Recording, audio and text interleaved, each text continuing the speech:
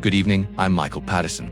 Tonight on Free Press TV, we take you to Washington, where President Donald Trump is reviving a name from America as distant past, one that hasn't been used in over 75 years. The president is set to sign an executive order authorizing the Pentagon to once again call itself the Department of War, at least as a secondary title. It's a move packed with symbolism, controversy, and political stakes, and it raises a profound question. What does America want its military to represent in the 21st century? Number 1. What the executive order does. The order, expected to be signed in the Oval Office, does not officially rename the Pentagon. That would require Congress. Instead, it creates a dual identity. The Department of Defense remains the legal name, but the Department of War becomes an authorized secondary title. Defense Secretary Pete Hegseth will now be able to use the title Secretary of War in official correspondence, ceremonies, and press communications.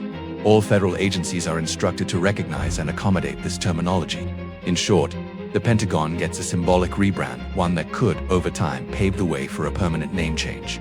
Number 2. A journey through history. To understand this moment, we need to revisit America's military history. 1789, birth of the Department of War. The United States created the Department of War in 1789, one of the very first cabinet offices under President George Washington.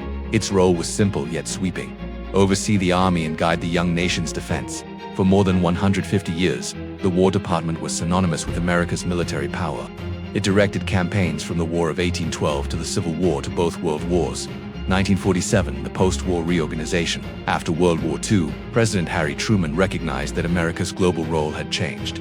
The advent of nuclear weapons, the dawn of the Cold War, and the need for inter-service coordination pushed him to sign the National Security Act of 1947. That act dissolved the War Department, merged it with the Department of the Navy, and added the newly created Air Force under a single umbrella, the National Military Establishment. 1949. The birth of the Defense Department. 2 years later, lawmakers worried that NME, the abbreviation for National Military Establishment, sounded uncomfortably like enemy. In response, Congress streamlined the name to what we know today, the Department of Defense.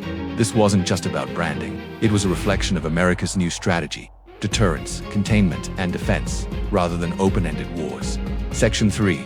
Trump's push for a rebrand. For months, President Trump has criticized the current name as too weak. "I don't want to be defense only," Trump said in the Oval Office. "We want defense, but we want offense, too. As Department of War, we want everything." Trump argues that the old name carries prestige, strength, and victory. He frequently invokes the legacy of the War Department's triumphs in World Wars I and II. Secretary Hegseth, a former Army officer and longtime Fox News personality, has become the administration's chief advocate for the shift. He has spoken about building a warrior ethos and insists the Pentagon should embrace its offensive capabilities. At a recent event in Georgia, Hegseth jokingly told reporters, "Thanks for traveling with the War Department." Democrats warn that the change sends a reckless message both at home and abroad. Many argue it risks painting the United States as aggressive, undermining decades of foreign policy branding that emphasized defense, not conquest. Senator Tammy Duckworth, a combat veteran, said, "Words matter. When America says defense, the world hears deterrence. When America says war, the world hears aggression." Even some Republicans are hesitant. Senator Mitt Romney told reporters, "Our military is already the strongest in the world. We don't need to change the name to prove it." When Truman rebranded in 1947, the intent was to project a calmer, stabilizing image during the Cold War. Defense emphasized responsibility, alliances, and deterrence. By contrast, war evokes conquest, offense, and battle readiness. That could embolden adversaries like Russia or China to justify their own aggressive postures. It could also alarm allies who rely on the U.S. as a stabilizing force. Professor Elaine Kaplan, historian at Georgetown University, told Free Press TV, "This is more than semantics. It's a cultural signal to Americans, to allies, and to the world about how the United States sees its role in global affairs." In Europe, NATO leaders have expressed unease privately. For nations already wary of Trump's transactional approach to alliances, the symbolism of war could strain diplomatic trust. In Asia, analysts warn that Beijing and Moscow may seize on the change to fuel nationalist rhetoric. Chinese state media has already begun framing the move as evidence of America's hegemonic aggression.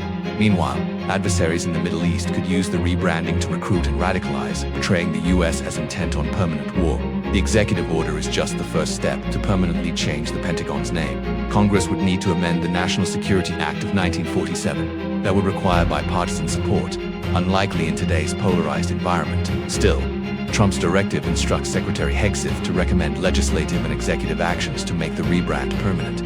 This sets up a looming fight on Capitol Hill. Legal experts also note that while the president can use secondary titles, any official documents, budgets, or treaties must still reference the Department of Defense as the legal entity. That could create confusion and legal disputes. Among the American public, the response is mixed. Polls conducted this week show roughly 42% of voters support the idea, 48% oppose, and 10% remain unsure. Support is strongest among Trump's Republican base, who view the name war as a sign of strength. Opposition is higher among Democrats and independents, who see it as needlessly provocative. Veterans groups are also divided. Some older veterans feel nostalgia for the old name, while post-9/11's veterans worry it reinforces an endless war mindset. Some analysts see this as part of a broader Trump doctrine, unapologetically projecting American power and abandoning post-World War II norms.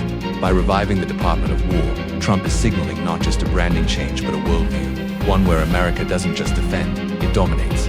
This fits with other Trump-era policies, withdrawing from international agreements, prioritizing unilateral action, and framing foreign policy as a contest of strength. What happens next? Secretary Hegseth will begin using Secretary of War in official settings.